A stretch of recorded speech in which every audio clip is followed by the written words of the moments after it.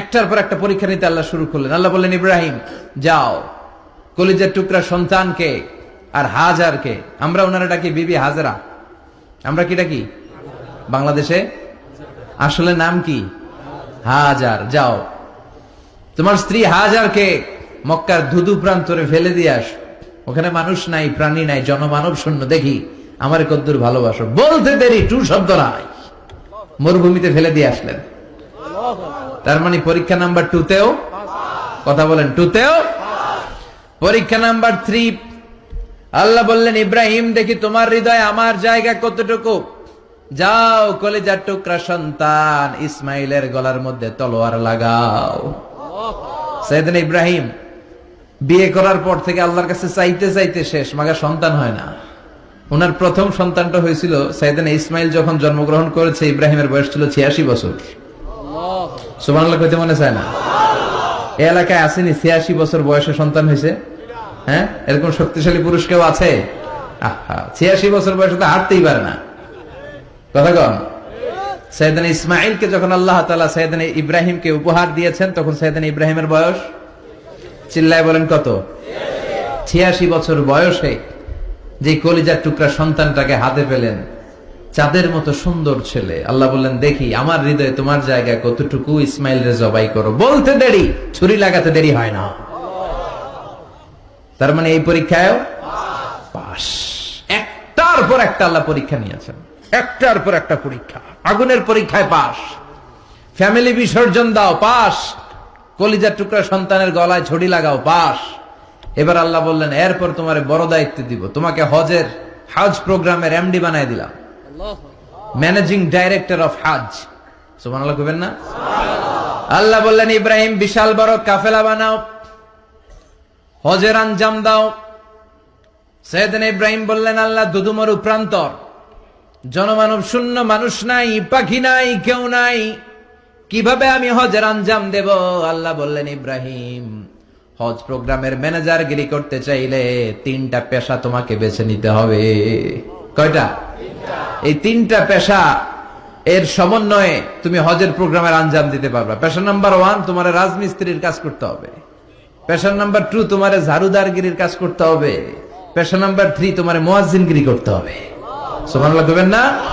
وَإِذْ يَرْفَعُ إِبْرَاهِيمُ الْقَوَاعِدَ مِنَ الْبَيْتِ وَإِسْمَاعِيلُ رَبَّنَا تَقَبَّلْ مِنَّا إِنَّكَ أَنْتَ السَّمِيعُ الْعَلِيمُ। সাইয়েদনা ইব্রাহিম আর কলিজার টুকরা সন্তান ইসমাইলকে নিয়ে রাজমিস্ত্রির কাজ শুরু করে দিলেন। আল্লাহু আকবার!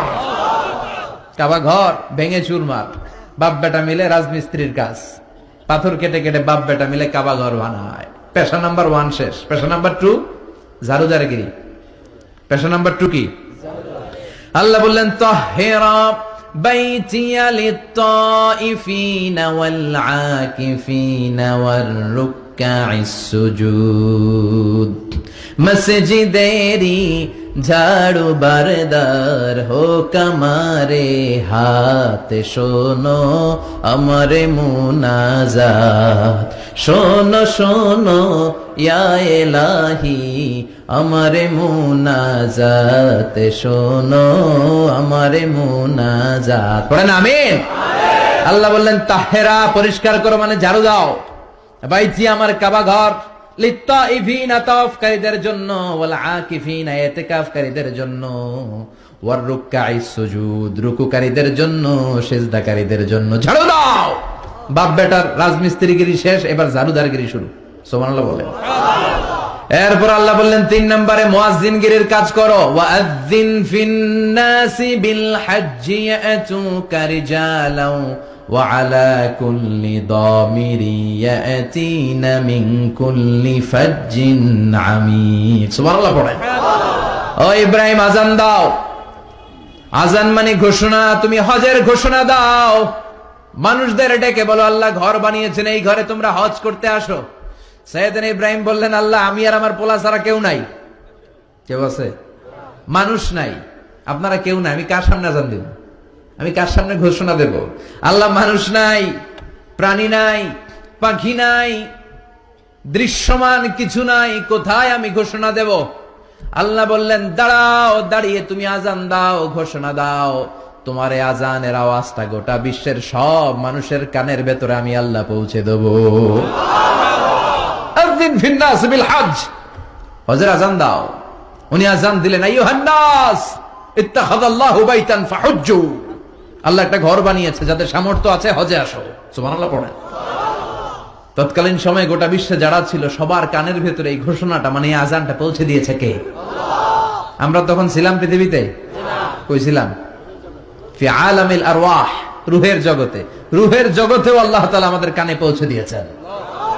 রূহের জগতে থেকে এই আজান শুনে আমরা যারা লাব্বাইক বলার সুযোগ পেয়েছি, তাদেরকে এই দুনিয়াতে হজের নসিব আল্লাহ করে দিবেন। তার মানে হজ প্রোগ্রামের ম্যানেজার। সুবহানাল্লাহ পড়েন। পরীক্ষা কারে কয়? কত প্রকার কি কি। হজ প্রোগ্রামের ম্যানেজার বানাইলেন, ম্যানেজিং ডাইরেক্টর, মহাব্যবস্থাপক। হজের আঞ্জাম দাও, আর হজের আঞ্জাম দিতে যে তোমাকে প্রথমে রাজমিস্ত্রির কাজ করা লাগবে পাস, ঝাড়ুদার গিরির কাজ করা লাগবে পাস। আল্লাহর নবী উলুল আজমি মিনার রসুল মসজিদ ঝাড়ু দেয় না, আমরা মসজিদ পরিষ্কার করতে চাই না, আছে না নাই? বালু দেখলেই মুয়াজ্জিনের গালি, কথা কন। মসজিদে ময়লা দেখলেই খাদেমের 14 গোষ্ঠী উদ্ধার করে ছাড়ে, আর নিজে পশ্চিম দিকে পড়ে আসারও খায় না, আছে না নাই? মসজিদ ঝাড়ু দেয়া শুধু মুয়াজ্জিনের কাজ? খাদেমদারের কাজ? মসজিদ পরিষ্কার রাখা আমাদের সবার কাজ। চিল্লায় এখন ঠিক কিনা? যাদের অন্তরে জ্বালা যন্ত্রণা, যাদের দোয়া কবুল হয় না, আপনি মসজিদ ঝাড়ু দিয়ে দেখেন, মুহূর্তে দোয়া কবুল হয়ে যাবে। অন্তরের জ্বালা যন্ত্রণা দূর হয়ে যাবে, অন্তরের অহংকার নিমিষে কেটে যাবে। তার মানে আল্লাহ বললেন রাজমিস্ত্রি হও, সেটাও হলেন, ঝাড়ুদার হও, সেটাও হলেন, আজান দাও, সেটাও হলেন। তার মানে হজের যে পরীক্ষা নিলেন এটাতেও, কথা কন, শুনতেছেন? 4টা ভয়ঙ্কর পরীক্ষা নিলেন, 4টাতে পাস। পরীক্ষা নাম্বার 5। আল্লাহ বললেন ইব্রাহিম বয়স কত?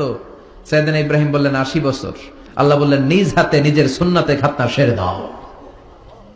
সহিহ বুখারীর বর্ণনা, ইখতাজানা সাইয়েদনা ইব্রাহিম আলাইহিস সালাম ওয়া হুয়া ইবনু 80 সানা বিল কদুম। বুখারীর বর্ণনা, 80 বছর বয়সে কুঠার দিয়ে লজ্জাস্থানের সামনের চামড়াটা কেটে নিজ হাতে নিজের সুন্নাতে খাতনা সেরেছেন। এমনি এমনি আল্লাহর প্রিয় হন নাই, এমনি এমনি গোটা বিশ্বের মানুষদের লিডার হন নাই। পরীক্ষার পর পরীক্ষা দিয়ে তিনি আল্লাহর সম্মানের চেয়ারে আসীন হয়েছেন। চিল্লায় বলেন ঠিক কিনা?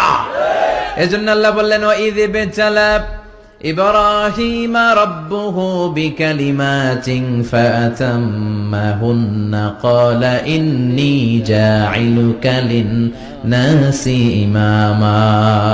ও নবী, স্মরণ করুন সেই সময়ের কথা যখন আমি আমার খলিল ইব্রাহিমকে অনেকগুলো পরীক্ষা নিয়েছিলাম, আর প্রতিটি পরীক্ষায় আমার খলিল সফলতার সাথে উত্তীর্ণ হয়েছিল। ফলাফল স্বরূপ আমি ইব্রাহিমকে জানিয়ে দিলাম, যাও ইব্রাহিম, গোটা বিশ্বের মানুষের জন্য তোমার নেতা বানাইয়া দিলাম। তিনি আমাদের নেতা, leader of the all human being on earth. পৃথিবীতে যারা আছে সবার নেতা। চিল্লায় এখন ঠিক কিনা? এত বরকতের মানুষ, এত বরকতের ফ্যামিলি, ওনার ফ্যামিলি। ওনার ফ্যামিলি যেখানে তাকিয়েছে ওইখানে বরকত, যেখানে পা লেগেছে ওইটা বরকত। যেই মাটিতে হাত দিয়েছে মাটিটারে সোনা বানিয়ে দিয়েছে কে? সাইয়েদনা ইব্রাহিমের পা লেগেছিল একটা পাথরে, ওই পাথরটারে মুসল্লা বানিয়ে দিল কে? ওয়াত্তাখিযু মিন মাকামি ইব্রাহিমা মুসাল্লা। আল্লাহ বললেন ইব্রাহিমের দাঁড়ানোর জায়গার পাথরটারে তোমরা মুসল্লা বানিয়ে নাও। হজ করছেন কারা কারা দেখি? অথবা উমরা? আরো বাড়ছে উমরা করতে, মাশাআল্লাহ। যাদের হাত ওঠে নাই এরাও যেন আল্লাহ অতি শীঘ্রই হজ করতে পারে, উমরা করতে পারে। আরে কি বরকতের জায়গা! আল্লাহ বারবার নসিব করো তুমি। কি বরকতের জায়গা! প্রতিদিন 120টা রহমত নাজিল হয় এই কাবা ঘরকে কেন্দ্র করে। 60 লিত তাইফিন, 60টা রহমত যারা খালি তাওয়াফ করে। এই তাওয়াফের ইবাদতটা ওই জায়গা ছাড়া পৃথিবীর কোথাও করা যায়? কথা বলেন। এজন্য 60টা রহমত যারা তাইফিন তাওয়াফ করে, আর 40 লিল মুসাল্লিন, আর 40টা রহমত যারা কাবা ঘরে নামাজ পড়ে। 40 আর 60 100, বাকি রইল কয়টা? ওয়াল 20 লিন নাযিরিনা ইলাল কাবা। বাকি 20টা যারা তাওয়াফও করে না, সালাতও পড়ে না, খালি কাবা ঘরের দিকে তাকায় থাকে। কাবা ঘরের দিকে ফেল ফেল করে তাকায় থাকলো, আমলনামায় 20টা রহমত নাজিল করে কে? এত বরকতের ফ্যামিলি, সৈয়দনা ইব্রাহিম, সন্তান হলো ইসমাইল, স্ত্রীর নাম হাজার। তিনজনের ফ্যামিলি, চিল্লায় বলেন কয়জন? এই তিনজনের ফ্যামিলির এত বরকত, যেই জায়গায় হাত লেগেছে জায়গাটারে বরকতময় করেছে কে? যেখানে পা লেগেছে বরকত দিয়ে ভরে দিয়েছে কে?